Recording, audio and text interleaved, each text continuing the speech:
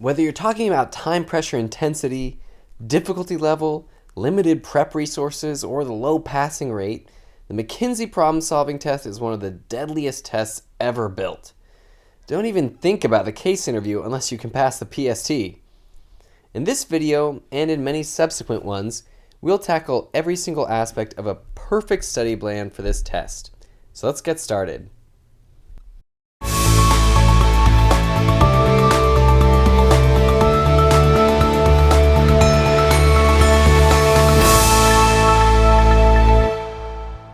Hi, my name is Kim Tran, a former McKinsey consultant and the founder of this platform.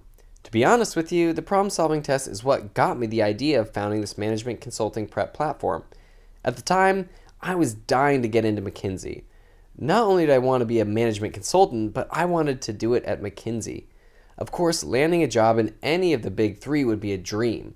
But with all respect to Bain and BCG, McKinsey does have an edge. But standing in the middle of my super aspiration is the freaking problem-solving test. I was frustrated and at the same time very nervous. My key to success as a student in college had been to study hard, but with the PST it didn't work. You can't study hard without a lot of materials. Now I'm just grateful. The PST forced me to be really strategic and to study really smart. I developed for myself a rigorous study strategy that allowed me to get into the teeth of the test principles and get a lot better without a lot of actual practice tests. I shared my system on a simple personal blog, and it's just been getting bigger and bigger. The feedback was positive and the audience is growing like crazy every year. The PST is a very interesting concept. Have you ever asked why it came into existence at all? Well, consulting firms are just like any other business. They have to balance between effectiveness and efficiency. Sometimes there's not a middle ground to achieve both. Take recruitment, for example. We've seen that CV screening round is a very efficient way to evaluate candidates. Consulting firms can assign relatively low-ranking staff on the task, and they can sort a large volume of CVs in a short amount of time. But CV screening is not 100% accurate. That's why there's the case interview. While it's a lot more effective than CV screening, it costs a lot more. It takes about 5 hours of high-ranking managers for each candidate. Then McKinsey said, no, we need to create something in between to balance the two aspects. And here comes the problem-solving test. I think this is a great invention. The CV screener can pass in more risky candidates, and the interviewer for sure will spend time with a much better group of candidates. Over the last couple of years, we've seen BCG adopt the same trend, creating their own version of the PST, the BCG potential test. Later in this video, we'll touch briefly on how the BCG potential test is different from the PST. But now let's talk about the McKinsey problem-solving test. What's it like? It's a multiple choice test with 26 multiple choice questions divided into 3 cases. Each usually starts with 1 page of reading, then a few questions, then a few more reading sections, then a few more questions. There's a time limit of 60 minutes, which you'd need to use every second of. Even the smartest people I know would barely finish the test by the last minute. Many, including myself, don't even make it to the last question.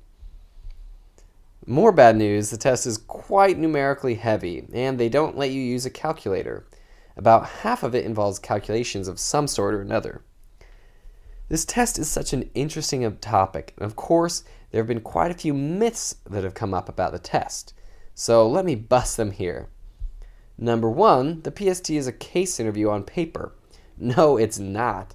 If you think of the set of management consulting skills as everything in the square, the case interview can cover something like this, and the PST covers something like this.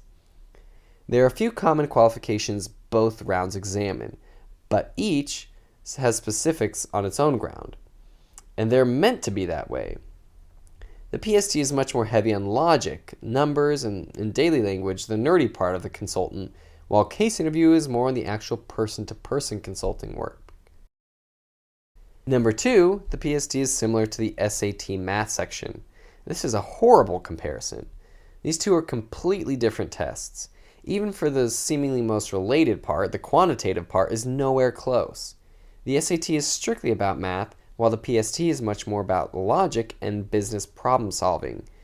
Even for a tiny portion of the SAT math section, which has word problems, they're fairly simple ones with context not even set in business. Don't spend any of your valuable time on the SAT. It's like practicing driving a car to prepare to fly an airplane. I'm not saying driving a car doesn't help with anything, but the value you get out of that practice is so small in regards to your goal to fly a plane. For 3, you either have it or you don't. Or in other words, the ability to pass the PST has to be something you're born with. Of all this is the most terrible myth. It probably started by some consultants out there who didn't prepare for the test and still passed. Maybe they're trying to show off, or maybe they just don't care about listeners. Every time you hear someone say that, immediately disregard it. The PST can be learned. How? Let's get to that part right now. A perfect study plan for the PST involves 2 equally important parts. In the scope of this one video, we can't talk about every part in great detail, so please refer to the follow-up videos. Anyway, the 2 parts are, number 1, the ability to answer the questions correctly, and number 2, the ability to answer questions quickly. Many people don't have the patience to separate their study into different areas, it turns out. Their study's all over the place with no point of focus, and it's so hard to do it that way. It doesn't save any time either. So on part number 1, the key objective is to understand the test, the logic inside and out, and be able to solve every question as close to 100% correct as possible. Of course, without any time pressure. To help you with this part, we analyze the test critically and divide it into different question types. This is the link to the playlist where we talk about each question type in great detail, how they're constructed, what's the logical foundation of them, and how the wrong choice is usually made, etc. Basically, there are 6 types of questions, accounting for 90% of the test. The test gives us a number of data and information, or we simply call it fact. When a question just strictly asks about the facts themselves, we call this a reading facts question. Let's say the fact is there are 1,000 more visits to the Consulting Prep website on Monday than on Sunday. A reading fact question may ask you, which of the following best estimate how many visitors per hour on Monday is more than that of Sunday? This accounts for 38% of the PST and almost 100% of the BCG potential test. So BCG test takers, you know how to focus your study. Refer to this video link here for greater detail. When a question goes a step beyond this, asking you about what reasons, if true, may explain that facts, we have root cause reason questions. This is a somewhat similar to hypothesis in case interviews. The difference is that in case interviews, we use hypothesis to save time and to pinpoint our approach in a more efficient way. In the PST, root cause reasons only test your logic. You don't need to worry about whether a possible root cause is possibly true or not. You just need to identify if that possible root cause does explain the given fact or not. Given the fact provided above, a root cause reason question may ask you, which of the following statements, if true, would not correctly explain the assertion above? On the answer choices we have A, Consulting Prep publishes new content every Monday. B, most students don't have the habit of studying on Sunday, etc. Notice that even though statement A is not correct in real life, this still counts as a possible root cause for the given fact. Remember that on the question there's the phrase if true clearly stated. This question type accounts for about 13% of the test. Refer to the video linked here for details. Now on the other side, when a question goes a step in the other direction, asking you to identify what conclusions you can logically make based on the provided facts, we have the fact-based conclusion questions.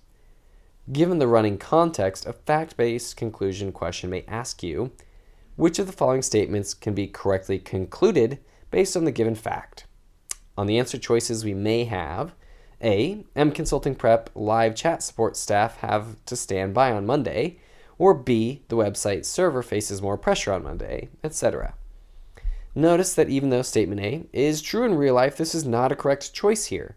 Remember that we're talking about statements logically concluded from the given fact. This accounts for about 14% of the test, and refer to this video for greater details. When you step aside those logical views and a question needs you to set up equations to solve, we'll call it a word problem question. Sometimes they don't need you to solve for absolute answers, but rather answers in variable format like this.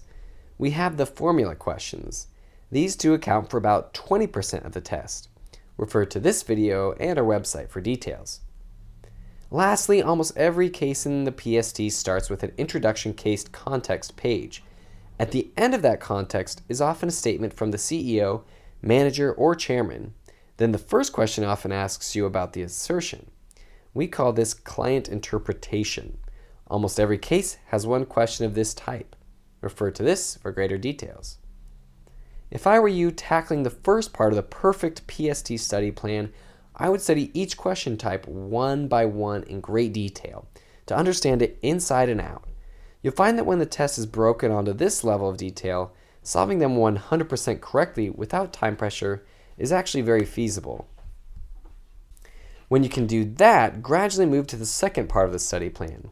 I say the word gradually because there may not be an exact turning point where you completely finish the first part and can go on to completely focus on the second part. Some of the skills on the second part you may want to start early, and some of the stuff on the first part you would want to come back for reviewing purposes. But generally, make sure you know how to get it right before you know how to get it fast. So here we go, the second part of the perfect study plan, how to increase your speed. There are 3 subparts to this. 2.1, increase your reading speed. This sounds difficult, but it's not. There are so many programs out there on how to read faster. We've tried many, and probably the best one is a program created by Princeton.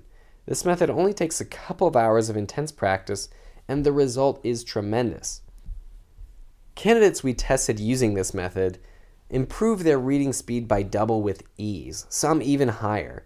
Don't worry if you don't know what that is. Refer to our website to download the free PDF on this program. We'll soon make a video to demonstrate this method in an even more powerful way. When that video is done, the link will be right here. 2.2, increase your calculation speed. There's no doubt that a big chunk of the test involves math. The quicker you can do this, the more time you can spend on the non-quantitative part. This is a muscle that just needs to be practiced. The more you pound in, the better you'll get. It's much more simple than the qualitative part where you need to understand the logic first. The challenge is that it's hard to take the math out from the PST and practice it alone. We usually have to do it together with other skills in our already limited practice materials. Understanding this need, we've developed quite a few free practice drills on our website. At the heart, it's math, but we present it in a number of different formats. Plain calculation, short context, long context, and chart context to best replicate the real environment you'll encounter in the real PST and also in the case interview. 2.2, embrace test-taking hacks. It doesn't hurt to know a few tips here and there, but this can get pretty confusing. At the time I was preparing for the test, I got so many different tips. Many of them even conflicted with each other. To be honest, even now I don't know which is better. Should we read the question first, then go back to the context? Or should we read the context first? If we decided to do something in between, or to what extent? Well, these are all very personal preferences. So in the process of giving you tips, I provide you also an index on how strongly you should follow my advice. Some items I really want you to apply, while there are others I'm just giving you my preference for reference purposes. Please refer to our website for the most up-to-date list of tips and tricks. As the format and the environment of the test can change slightly from year to year, content in this area needs updating regularly. 2.4, putting it all together in practice cases. Lastly, a very important factor of this second part is to put it all together in a complete case and to take it like a real testing environment. This is the final act, gluing all things you learn throughout the study plan together. For this, what you need is a bunch of practice tests as close to the actual test as possible. If you follow my study plan from the beginning, unlike others who haven't had use of any of the official practice tests from McKinsey themselves, now is the time to use them. Plus, to add a little positivity, we provide you one practice case. You can download it for free from our website as well. So there you have it, a very brief layout of the perfect study plan. There are many more insights I would like to give you, but given the scope of this video, it'll have to wait for other videos. I hope this adds a lot of value to your study, and you can take these insights, apply them, and design your own specific study plan that suits your background and time frame. If you need help with that, transforming this into a specific day-to-day plan, please also refer to our website. And best of luck with this brutal test. At Management Consulting Prep, we believe everybody can pass the PST. Are you a believer?